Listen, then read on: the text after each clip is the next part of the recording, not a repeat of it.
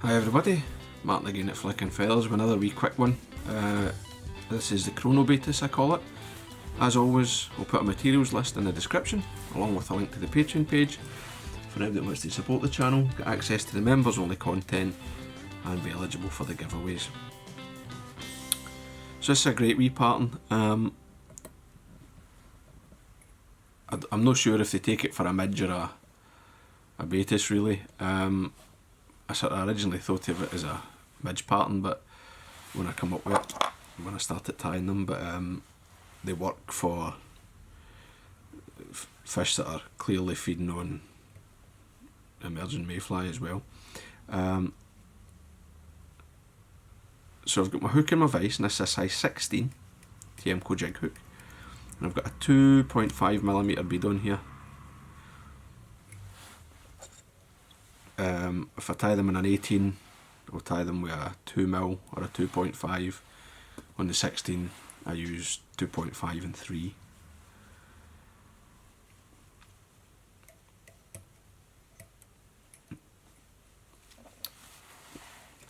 I'm going to tie in what is my tail material, which could be a shuck or whatever, you know. And it's just a single strand of crystal flash, and I'm allowing it to lie flat as I tie it in, right along the shank. Single layer of thread, mostly onto the bare shank. Touch and turns, and then I'm going to come back towards the front and touch and turns, right? I want to keep my thread wraps nice and smooth, and I'm going to take some super stretch floss, right? This is the Veniard's medium olive, and I think this material is part of the key to this fly's success. This actually fluoresces, and it's very bright here with my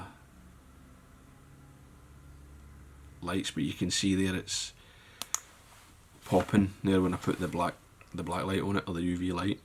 And I like this. It pops in the daylight, but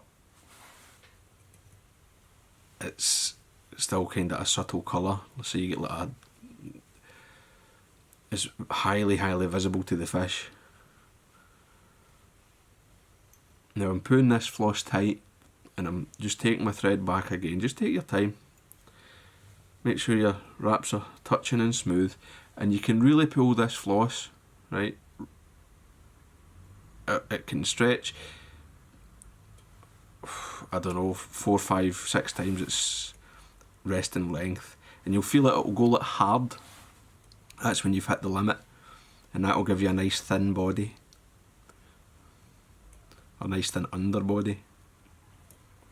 Just coming back up, and I'm going to pull that tight, trim it away. I'll give me a clean cut. Then I'll take the floss, and I'll pull it tight, and I'll rub up the body, and as I get towards the front, I'll start to slacken the pressure, which will build like a sort of segmented, tapered effect.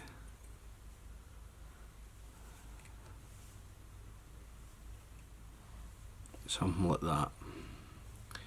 You get to the front, come across your thread, keep your thread nice and tight. You can actually pull this tight and fold it back, and holding it tight, just trim it away. Right, this wee shuck, I like to trim it so that it's like one full twist of the crystal flash, so as if it's made one full rotation. That way the flash is always, like, from any angle, it's catching light. Last thing is a wee bit of ice stub, and I'm using fluorescent sail pink just to add a wee hot spot.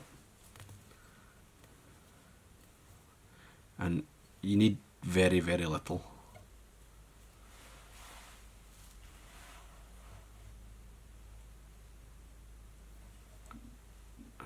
just take a wee bit of that away.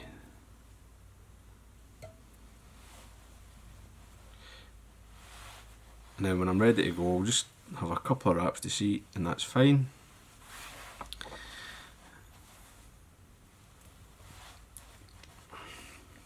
Going to take my head cement, give this a good coating.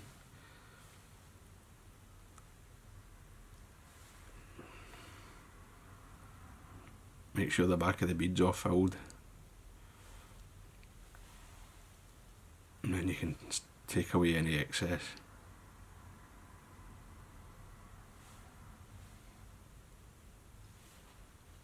And you see that sort of darkens the thread, creates a sort of ribbed effect. And then I'm just going to wind this dubbing over the wet head cement, making a wee short thorax. It's nice and tight. Whip finish.